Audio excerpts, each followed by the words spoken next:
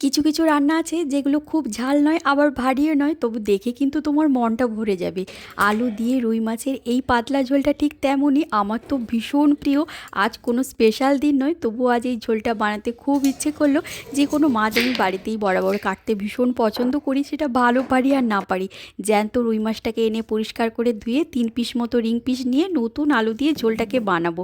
রুই মাছটা আমি হালকা করেই ভেজে নেব, বেশি লাল না, যেহেতু এটা জ্যান্ত মাছ ছিল। ভাজলে একদম ভালো লাগবে না। বড় সাইজের আলু নিয়েছি, মাঝারি করে কাটা। নতুন আলু দিয়ে মাছের এই ঝোলটা খেতে যে এতই ভালো লাগে। এই রান্নায় বেশি মশলা লাগবে না, বাড়ির যেটা রেগুলার মশলা জিরে ধনে শুকনো লঙ্কা গোটা গরম মশলা শিলে বেটেছি, ওদিকে আদার পেঁয়াজটাকে শিলে বেটে নিয়েছি। কারণ এই ঝোলের আসল স্বাদটাই কিন্তু মশলা থেকে নয়, আলু আর মাছ থেকেই আসবে।